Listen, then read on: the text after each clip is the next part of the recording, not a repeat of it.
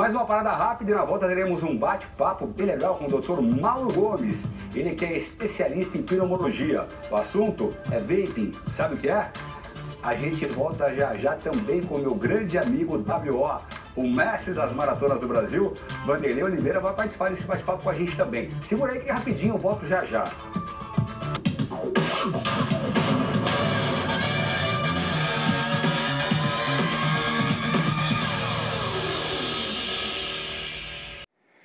Tema importante esse, uma pauta bacana no nosso programa, e você que tem o hábito de fumar o vaping aí, ou vaping, né, ou fumar um cigarro também, um cigarro de papel, a gente está com o pneumologista aqui, o Dr. Mauro Gomes, que ele é especialista nesse assunto. Estou aqui também com o WO, ele que manja pra caramba de maratona, e você pode mandar também já a sua pergunta pelo WhatsApp, é o 999791319. Se você tem alguma dúvida, quer fazer um questionamento com o Dr. Mauro Gomes, 999791319. Doutor Mauro, prazer recebê-lo aqui no Vivo Esporte, meu amigo. Prazer meu, Júlio, estar aqui com vocês, falando com o pessoal da Band Esportes, sempre à disposição. E num assunto mega importante, né, doutor? WO, bem-vindo mais uma vez com a gente aqui também. Tem tudo a ver com maratona também. Eu quero que você me conta daqui a pouco também o rendimento dos maratonistas que fumaram ou que fumam. Doutor, esse mito do vaping, né, ou vaping, mas é vaping, né, esse cigarro eletrônico, muitas pessoas acham que faz menos mal ou que não faz mal para a saúde. Conta pra gente, desmistifica isso pra gente, doutor. Isso, na verdade, foi bem colocado porque é um mito. Se desenvolveu o cigarro eletrônico, foram os chineses que inventaram isso há alguns anos, com a ideia de ser menos prejudicial do que o cigarro comum, porque não tem alcatrão, não tem monóxido de carbono, então, teoricamente, ele faria menos mal à saúde. Mas tem a nicotina, que é um viciante. Certo. No entanto, essa nicotina dentro do cigarro eletrônico, ela é diluída em algumas substâncias. A principal delas é um álcool chamado propileno glicol. Esse álcool, ele é inócuo para a saúde, então se você utilizar se você não utilizar isso, não vai fazer mal para a saúde. Mas a partir do momento que ele é aquecido, ele libera uma substância altamente cancerígena, que é o formaldeído. E isso leva a danos pulmonares. Então a pessoa está sujeita a câncer de pulmão, sujeita a desenvolver bronquite, enfisema e outros metais ele libera também. E olha que interessante, dentro do cigarro eletrônico tem no mínimo 6 vezes mais nicotina do que o cigarro comum, de 6 a 14 vezes mais. Olha, eu acho importante a gente ressaltar essa informação do Dr. Mauro Gomes. Dr. Mauro, conta pra gente como que é, então. Então, o cigarro eletrônico, ele tem mais nicotina que o cigarro convencional. Então, chega a ter 6 vezes mais nicotina? O mais simples, o que tem menos concentração, 6 vezes mais do que o cigarro comum. Então, ele tem um alto poder de vício. E isso que está acontecendo é que adolescentes, jovens, têm começado com o cigarro eletrônico com essa ideia de que ele é menos prejudicial e se tornam viciados e passam depois a adotar outros meios de fumar, especialmente o cigarro comum, né? E o que nós temos visto hoje em dia, especialmente nos Estados Unidos, nos últimos meses, uma epidemia de mortes por cigarro eletrônico. São doenças pulmonares graves, agressivas, onde levam um grande dano no pulmão, como se fosse uma pneumonia química aguda, onde as pessoas vão para a UTI, já foram mais de 2.000 casos documentados, cerca de mais de 3 dezenas de mortes, mais de 30 mortes em jovens, entre 25 a 35 anos, relacionadas a cigarro eletrônico. E no Brasil, 4 casos já foram identificados. O Caio passou para a gente uma informação, nesses últimos 4 meses nos Estados Unidos, quase 2.900 pessoas doentes, quase 40 mortes, o senhor falou agora aí. Eu recebi uma pergunta aqui que eu vou colocar, só não coloca no ar para mim o número do telefone, por favor, Caio, mas a pessoa fez uma pergunta aqui, não sei, fumar maconha é tão prejudicial quanto fumar cigarro comum? Olha, eu vou falar para você juridicamente, tá? Se você for pego fumando maconha, você vai para a delegacia. Hoje não é tão mais perigoso, mas você vai assinar um termo circunstanciado aí. Agora, porque a maconha não é legalizada no país. A questão do cigarro eletrônico, muitos desses jovens que morreram, eles misturaram a nicotina à maconha. A maconha. O THC, que é um componente da maconha. E a gente está falando do vape, tem também o narguilé, o narguilé, que também faz tão mal quanto, doutor? Faz tão mal quanto. Você fazer uma sessão de narguilé, que equivale a 1 hora mais ou menos, equivale a você fumar 100 cigarros. Que é isso? Em 1 hora? Em 1 hora, 100 cigarros. São 5 maços. Parece a impressão que dá que você traga muito mais aquilo, porque a gente vê essas pessoas fumando cigarro eletrônico, elas dão umas baforadas que parece que está saindo 1 quilo de fumaça da boca dela. No narguilé também. As pessoas imaginam a ideia do narguilé, que como ele é filtrado na água, que isso filtraria as impurezas, mas não é aí o problema. O fumo, ele é aquecido no carvão. E esse carvão aquecido que é inalado e que traz o prejuízo. Tá certo. Então, fumar narguilha é tão prejudicial ou pior até do que o cigarro comum. Ô, W.O., bom ter você de novo aqui com a gente, cara. Obrigado.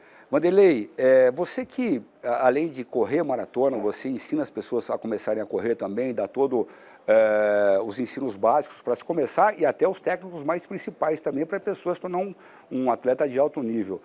Você já teve e deve ter ainda atletas que foram fumantes, né?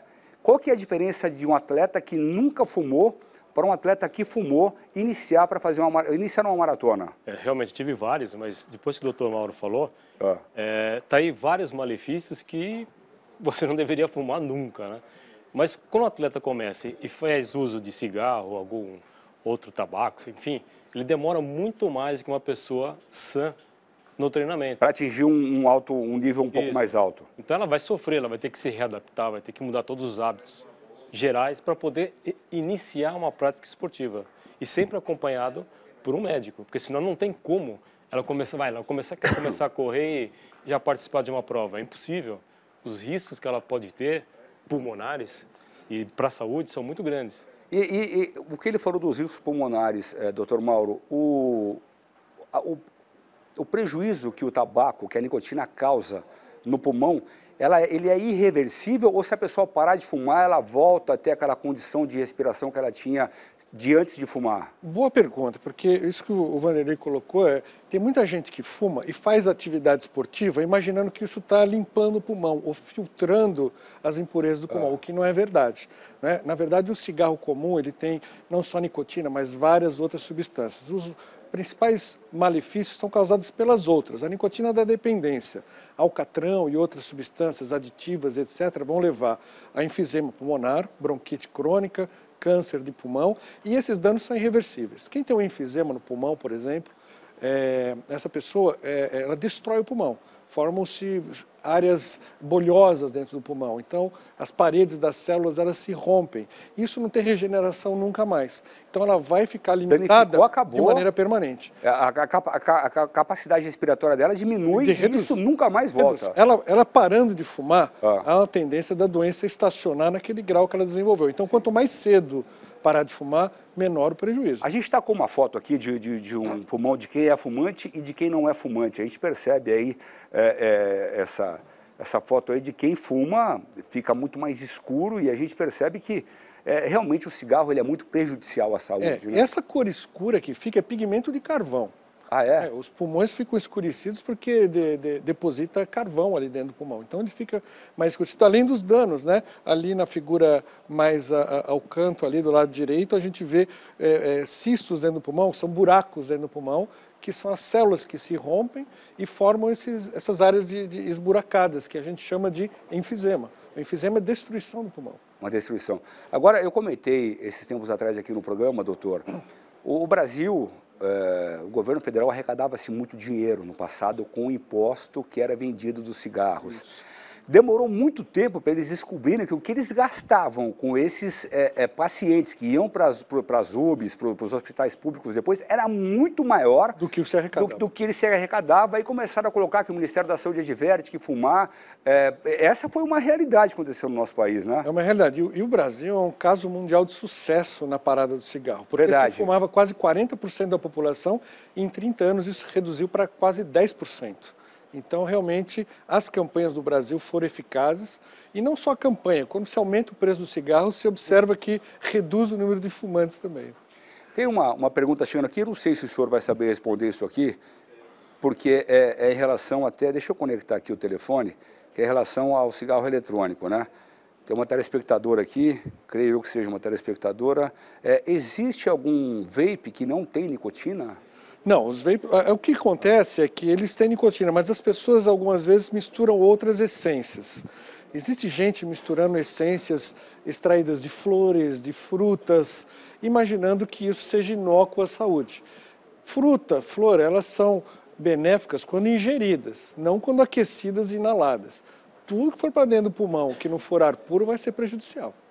WO, eu vou chamar WO porque todo mundo conhece você por WO, Vanderlei Oliveira. Quando você pega algum atleta ou alguma pessoa que quer iniciar, que é fumante, você faz um trabalho com essa pessoa, juntamente com o lance de você preparar ela fisicamente, quanto psicologicamente, para parar de fumar também, Vanderlei? Sim, atividade física já ajuda a você. Você começa a correr, vai faltar oxigênio.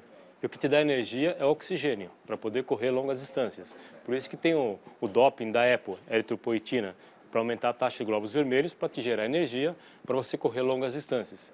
Então, o que acontece? Quando o atleta começa a treinar e a exigir do seu organismo, se não tiver fôlego, né? Se não tiver resistência, não tiver os pulmões dilatados com muito oxigênio, ele vai parar. Então, isso leva tempo. Tem um caso de um atleta que hoje faz parte da seleção brasileira de ultramaratona, que são provas de 100 km, inclusive ele foi para o Campeonato Mundial agora na França. Há 10 anos ele parou de fazer uso de tabaco. Do cigarro? Cigarro, de vários, né? Mas demorou muitos anos para ele se sentir bem.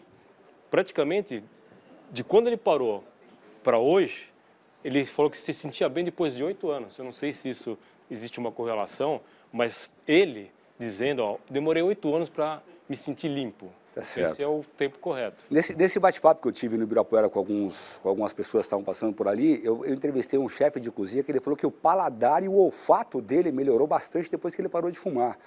E agora, doutor, tem uma outra também que a gente não tocou no assunto ainda, que é o cachimbo, né? Aquela história, eu fumo, mas eu não trago, né? Porque tem essa história do charuto, né? Eu fumo, mas eu não trago, porque diz que o que faz mal pro pulmão é tragar. Né? Essa história também é um mito do cachimbo? É mito, porque o que acontece é que o fumo, dependendo do pH do fumo do cachimbo e do cigarro, um é absorvido no pulmão e outro é absorvido pela boca. Então, quem tem charuto, cachimbo, essas substâncias são absorvidas diretamente pela boca. Então, os riscos sistêmicos, quer dizer, de doença cardíaca, doença pulmonar, são muito parecidos.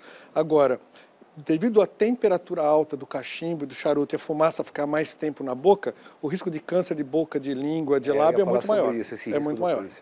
E agora, a gente teve no Brasil, em alguns estados, começou em São Paulo também há uns anos atrás, sobre esse lance de você não fumar mais em locais públicos, né? Em locais privados também, em restaurantes. Isso facilitou muito com que as pessoas parassem de fumar. Por quê? Porque a pessoa começou a se sentir marginalizada, né? Eu fumo aqui, eu tenho que sair ali para fumar, e começou a ficar meio incomodado. Isso foi bem satisfatório em relação a muitas pessoas pararem de fumar, né, doutor? Sim, do ponto de vista assim, de restrição, quanto maiores as restrições, menor o número de pessoas fumantes. Eu sei que, né, em Nova York foi proibido fumar no Central Park, existem praias nos Estados Unidos que é proibido fumar na praia, né? E não sei se eu estou enganado, mas havia um projeto de não se fumar no Ibirapuera também, não sei se isso vingou, foi para frente ou não.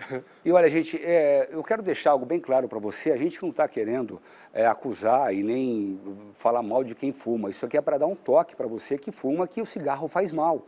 Sabe, eu já fui fumante, parei de fumar muitos anos atrás e, graças a Deus, não sinto a mínima vontade de voltar a fumar. Então, a gente está fazendo essa matéria para você aqui, para dar um toque. Pô, você tem uma vida longa pela frente, ainda larga desse vício aí, que é um vício que não está fazendo nada de bem para você.